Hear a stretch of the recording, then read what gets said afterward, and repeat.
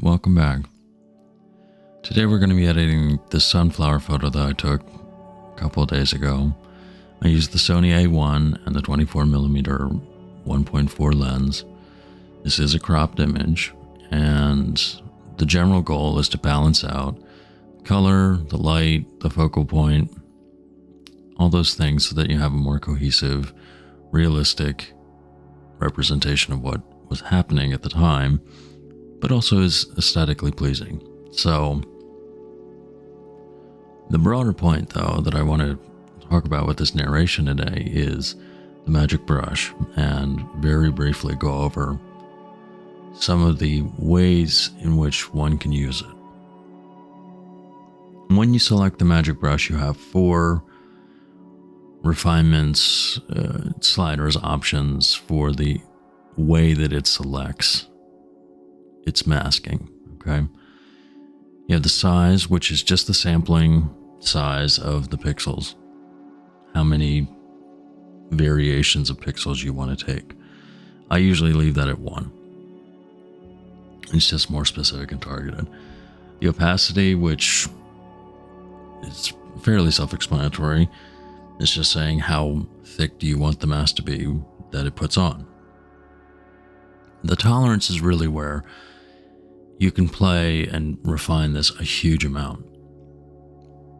Tolerance refers to how flexible the tool will be when selecting for the pixel tone or color or light, all the variabilities that it uses. So it's saying, okay, well, if you're within XYZ range of this pixel, then you're selected. So the lower the tolerance, unsurprisingly, the less it picks up.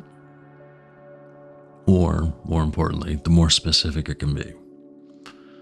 For things like this where I'm trying to get a bunch of tons of yellow all at once, I generally put it about 75, and I sample the entire photo primarily because if I'm changing a yellow, then I want all of the yellows adjusted, not just one in one specific spot, but that's me. Now, the other thing is that you can really target this so that it's incredibly specific and incredibly delicate. And you'll see this with the first click here. As I refine, there we go. All right, so you can select just like that. And this, since I'm trying to get the whole center, but not the yellow, I had to click 3 times, which again, as opposed to brushing it in or anything like that, was a non-event. It's something to play with, it's something to explore, and it's one of the most powerful tools available in the program. It speeds things up tremendously, and even beyond speed, it allows you to explore color management and light management in ways that you just can't in a lot of programs. Just to be clear, I'm not sponsored or anything like that. I love this tool, and it's incredibly useful. So I hope that this was helpful to some extent, and that you enjoyed the video and the photo.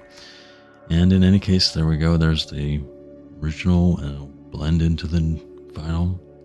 So if you could like, follow, subscribe, all that good stuff, it really does help out. And I know it's a dopey thing, but I appreciate it. All right, have a good day.